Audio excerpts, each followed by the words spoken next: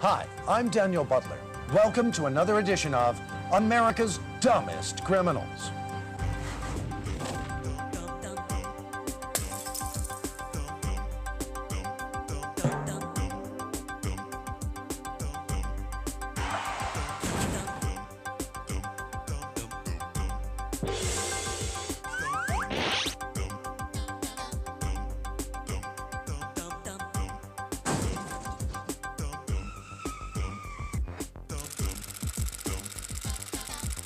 Coming up on America's Dumbest Criminal. The reason you're driving so fast is because you're running out of gas. Oh no, I should have half tank. A Halloween hoodlum picks the wrong clerk to hold up. Let go. An arguing couple lets a cop settle their differences. So let's go take a look about this. A bank robber gets robbed himself during his getaway. A crook gets caught with the goods after a car accident. All this and more coming up on America's Dumbest Criminal. Wait, hold on. Here's your host, Daniel Butler. On Halloween night, a female clerk at a convenience store had a close encounter of the spooky kind. A guy in a costume approached the counter and pointed a small gun at her. She thought it was a toy gun and attempted to play along with the masked moron, telling him that she didn't have any money to give. I got no money. The ghoul then shoved his gun through the counter tray and demanded the money. Still not believing that it was real, the clerk grabbed hold of the gun and told him that he shouldn't be playing around like this. That's when the goon realized that his hand was stuck and tried to convince the clerk to let go. She didn't. I ain't go.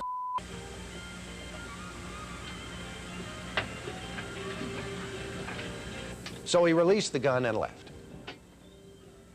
So instead of getting a treat on Halloween, this dumb criminal ended up getting tricked instead.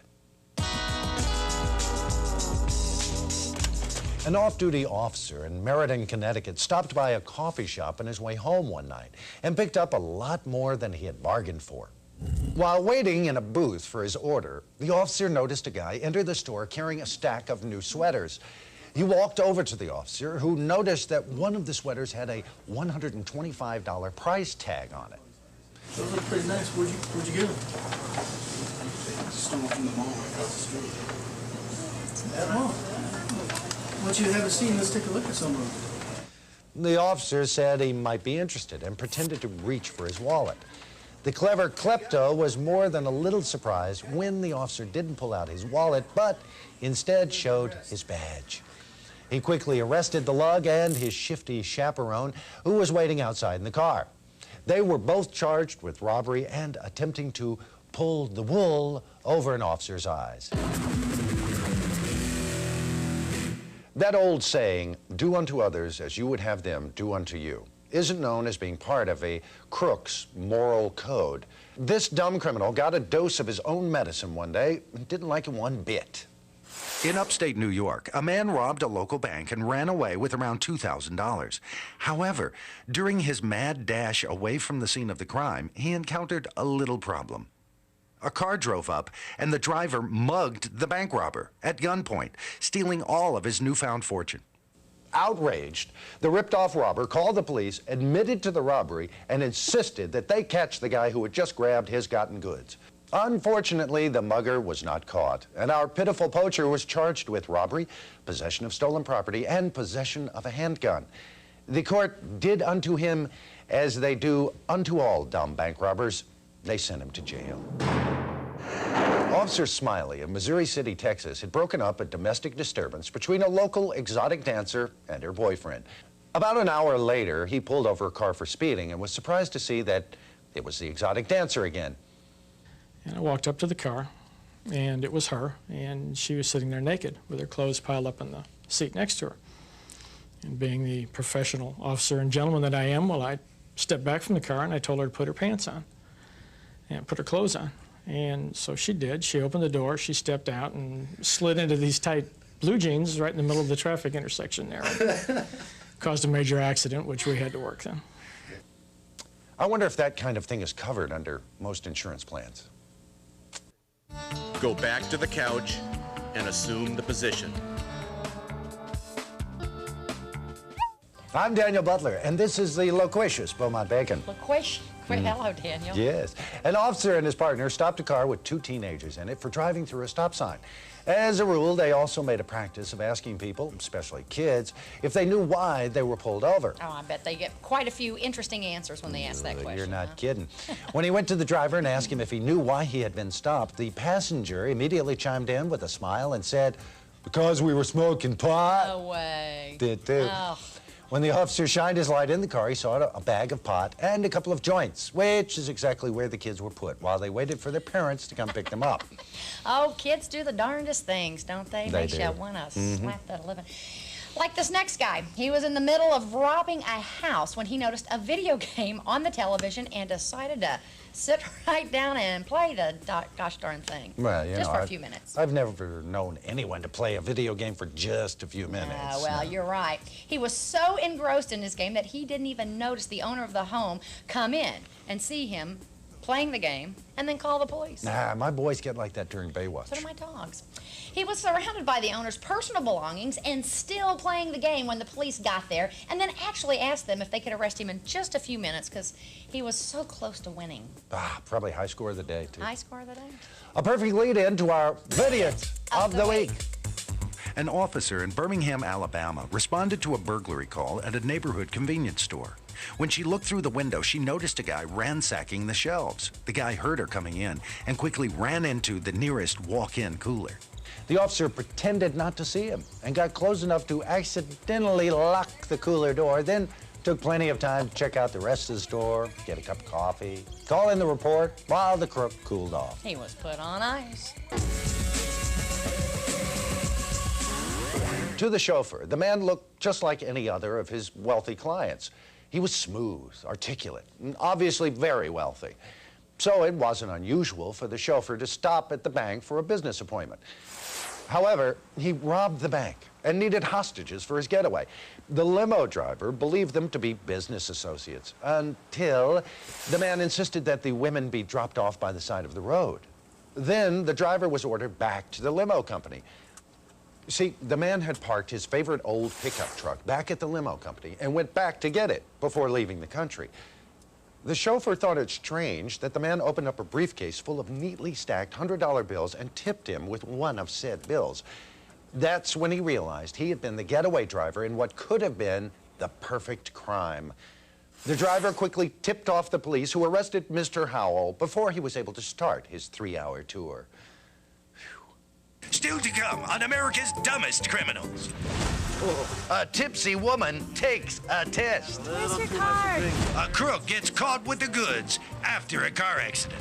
An arguing couple lets a cop settle their differences. Let's go take a look about this. A man driving a stolen bus takes a turn for the worse. All this and more when we come back. You have the right to remain seated. Here's the story of a crook who had all the right tools, except one, his brain. An officer answered a call from a man who had been robbed of a bag of tools out of the back of his truck while he was inside a store. As the officer was taking the report, there was a loud crash around the corner. He discovered a car accident had just occurred and attempted to calm the drivers until he could finish his previous report. Just then, the victim of the theft noticed his bag of tools in the trunk of one of the cars involved in the accident. Well, needless to say, the tool-time squirrel was quickly arrested and put into the slammer with the rest of the nuts for the winner. Metal detectors. Only metal will set them off. That's why they're called metal detectors, not drug detectors. See, I'm surprised this detector wasn't set off by the nuts and bolts in this doper's head. The guy walked into the courthouse and made his way past all the warning signs and proceeded through the detector when... What do you have right over here? Just some keys and white crosses. White crosses? What is that? Methamphetamines. Methamphetamines. Sir, turn around, put your hands behind your back. You're under arrest for possession of illegal narcotics. When asked why he revealed his stash, which would not have set off the alarm, he replied, "I wasn't thinking." One of the many aspects of a police officer's job is keeping the peace. However, This dumb criminal should have forever held his.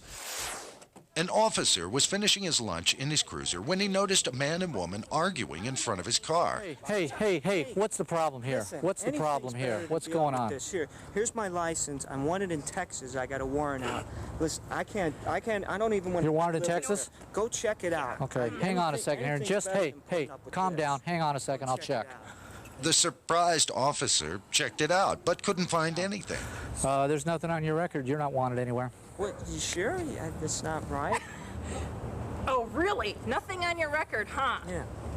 You didn't even give him your real name, did you? Of course did you look I under did. Kenny Eccles? Now, why do you gotta go tell Kenny me Eccles? You're the one who said you wanted to go to prison. Ken, Anything let's is better go. than dealing Let's go with take a look about this. Sure enough, they ran the name that she gave them, and it turned out that the man was wanted in Texas for parole violation under another name. He had obviously just intended to scare his girlfriend into thinking he was going to leave her, which he actually did. You know what they say, be careful what you ask for.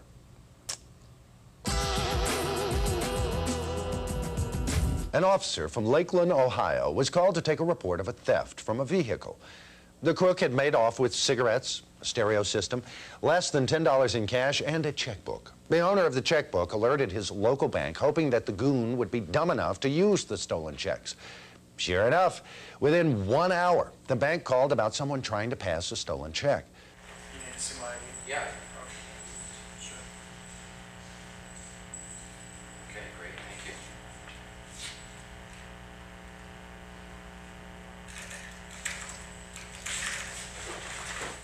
When the officer arrived, the teller presented him with a check written out to the thief and his driver's license to boot. The thief had gotten nervous and ran out, forgetting that he had left his license with all the current information neatly printed on it, just like the number now printed plainly on the front of his jail uniform. Go back to the couch and assume the position. This undercover officer from Garland, Texas, tells us about a surprise reunion. The officer was called in as a backup for a house fire in Garland, Texas, when a car pulled out in front of him. No problem, but the officer had already turned on his red lights and siren. He figures he'll just overtake the oblivious driver. When he still was unable to overtake the driver at 80 miles per hour, he decided this had now become a pursuit, and it was time to pull the guy over. The driver pulled a sharp left and screeched into a driveway and headed into the house. In the house we go, past the people watching TV. You got a man and two kids sitting on the divan there watching television. They just watch us go by. He takes a left down the hallway. I go down the hallway with him. There's a lady in the hallway. She has to get up next to the wall to keep from getting knocked down. Runs into the bedroom, throws himself on the bed, throws his arms up like this and says, "Don't shoot." I'm standing over the top of him. I go, "I'm not going to shoot you, but why in the world are you running from me?" And then he looks at me again and he says, "Jimmy, is that you?" I said, "Yeah." I said, "How do I know you?" He said, "We went to school together."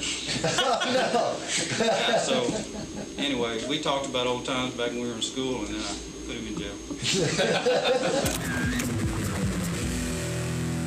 An officer noticed a car with the engine still running, stopped in the middle of the road, and a woman staring blankly forward.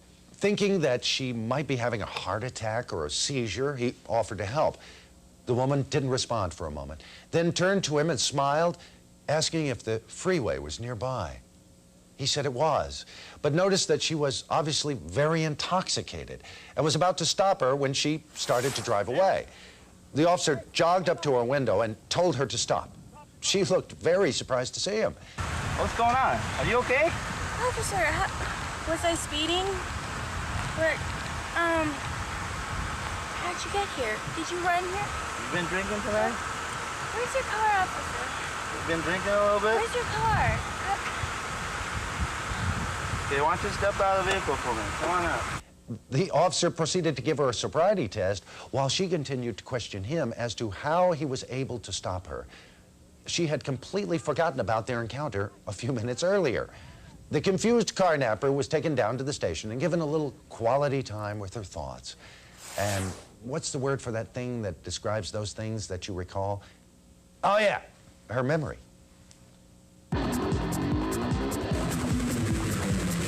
This next infrared surveillance tape followed a man who stole a Baltimore City bus wearing a very unusual disguise, a sheet. Evidently, the guy rolled out of bed one evening and decided that he wanted to go out for a drive. He went to the Baltimore Municipal Lot, broke into one of their vacant buses, and away he went. Through Alexandria, the bus has hit several citizens' vehicles and is still continuing southbound on GW Parkway. At one point, there were as many as 50 police cars involved in the chase, which followed the ghost driver for about 40 miles, until he finally crashed into a guardrail just outside of Washington, D.C.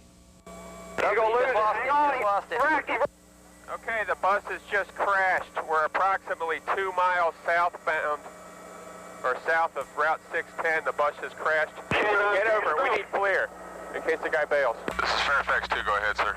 Officer 4, CFCC. Fairfax 2 to... The bed sheet was undamaged and quickly donated to a local charity organization. We hope you've learned one thing this week.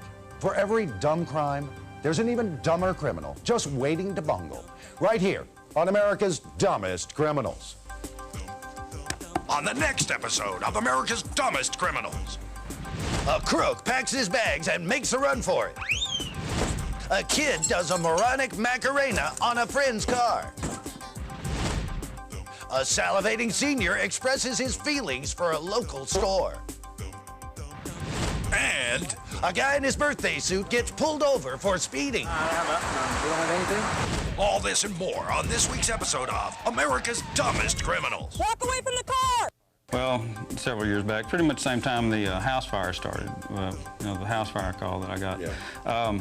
We had a cat burglar that was working town. I mean, 4 or 5 times a night, we were having people have their houses broken into by cat burglar. Their wallets were coming up missing, purses were coming up missing, what have you. Wasn't really hurting anybody, but this guy was really brave. He was just going in right over the bed sometimes and walking across people, grabbing purses and wallets, and then walking right out. We were getting calls. We couldn't catch him, so we were trying to identify everybody in the neighborhood at night. So I saw a guy walking down the street. Of course, I pulled over to stop. You know, where are you going? It's real late at night, or early in the morning hours. He said he's just going to visit a friend. I said, okay, well, have you got some identification on you? No, sir, I don't. I said, well, what's your name? Well, my name's Bill. Okay, have you got some proof of identification there, Bill? Oh, no, sir, I don't have anything. I said, well, looks like you got a wallet there. Well, yeah, but these pants aren't my pants. You know, they belong to my brother. I just put them on when I left the house. I said, those are your brother's pants? Oh, yes, sir. Yes, sir, these are my brother's. I said, well, pull your brother's wallet out of his pants there and let's see who he is. Of course, he shows me this name and a picture of him. Looks just like him. I said, well, this is you, and you ain't Bill. And he said, well, that's my twin brother, and these are his pants, I swear. I said, oh, I'm not buying that. So I arrested him for failed to identify himself, and then I start patting him down, find a little matchbox, open it up. It's got some heroin and cocaine, little capsules. I said, well, look at this. He said, oh, my brother left it in his pants. I'm telling you, these are not mine. It's my brother's pants. He stuck with that story all the way to jail. It was the evil twin, huh? It was the evil twin that did him in. Excellent. That's about all I can think of right now. In terms of just the dumbest thing anybody's ever said to you, or the dumbest comeback? Well, not about a comeback, but I remember working a wreck one time where this was not in this city, but this was in Houston. And a guy had run over a parked car, had to swerve and miss a dog and hit a parked car. Of course, the guy was drunk. I said, well, I'm gonna have to take you in, man, you're drunk. And he goes, well, wait a minute. He said, a dog ran in front of me and I had to swerve and hit the car. He said, I would have hit the dog. I said, you should have hit the dog. He said, well, you're going to put me in jail? He said, the dog is going to get off scot-free, and you ain't going to do nothing to him, and he caused this wreck. You know, and he was real upset with me that I didn't go after that dog. Get his blood out. Yeah. All right. Anything else? I think that's about it.